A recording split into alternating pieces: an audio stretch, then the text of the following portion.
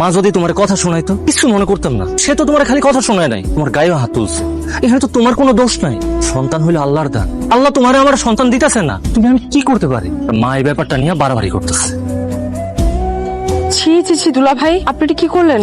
আপনি আমার ধরলেন কেন? আরে আমি না ধরলে তো আপনি পড়ে যেতেন। তো আপনার উপকার করলাম আর আপনি কি ভাবতেছেন? দুঃখিত দুলা ভাই, আপনি মনে কষ্ট নিয়েন না। আসলে ওই হঠাৎ করে ধরলেন তো, তাই ভাবলাম আর কি। আরে এখানে ভাবার কি আছে? আপনি আমার একমাত্র শ্যালকের বউ। আপনার বিপদে আমি আসবো না তো কে আসবে বলেন? দুলা ভাই, আপনারে ধন্যবাদ। এই বাড়িতে কি আমার কেউ আপন মানুষ নাই? সবাই কি চায় যে আমি না খাই মরে যাই? আমার কি হয়েছে? এত চিল্লাচিল্লি করতেছো কি লিগা? হ্যাঁ, এই অপয়ের হাতে কোনো খাওন আমি মুখে তুলুম না। এটা কোন ধরনের কথা কও তুমি? হ্যাঁ, ও হইলো এই বাড়ির বউ, ও রান্না করবে না তো কে করবে? তুমি করবা? হ, তুই একলাই খা, সব খাওন তুই একলা খাই বাচ্চা থাক। তুমিও যাও, আমি রান্না করতেছি। তোমাকে কারো রান্না করতে না, যাও যাও কইতাছি। বাপের বাড়িতে আইছি বেড়াইতে, আরাম কইরা কয়টা দিন থাকুম না। এখন শাশুড়ি বোর যুদ্ধের চড়ে না আমার কাম করে খাইতে হইব। তো রাইতে তুমি গাছতলায় বসে রইছো, শরীর খারাপ লাগে তোমার? তোর লোকের দুইটা কথা ঘুমো, এই জন্য অপেক্ষা করতেছি। আমার লাগে গাছতলায় বসে থাকতে হইব কেন? চলো ঘরে চলো। ঘরে যায় আমার শান্তি নেই, আমার এই গাছতলাতেই শান্তি।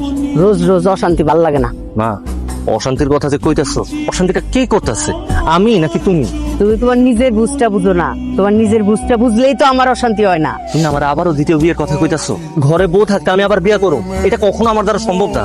কি অশান্তি প্রতিদিন।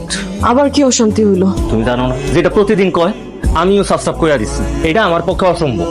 ও তোমার আরেকটা বিয়ে করতে কইছে, তাই তো? আমার মনে হয় তোমার ভালোর জন্যই তোমার মায়ের কথা তোমার শোনা উচিত। তুমি সবকিছু জানো।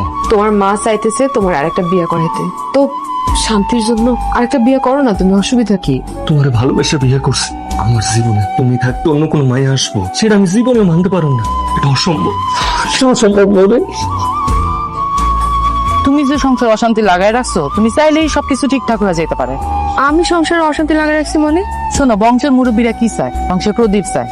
আর তুমি চাইলেই কিন্তু এটা ব্যবস্থা করে দিতে পারো। চাইলে তোমার স্বামীরে বুঝায় টুঝায় আর একটা বিয়ে করানোর জন্য রাজি করো। ঠিক আছে আপা, আমি আপনার ভাইরে করে দেখবো না, তাতে যদি আপনাকে বংশের প্রদীপটা একটু জ্বলে।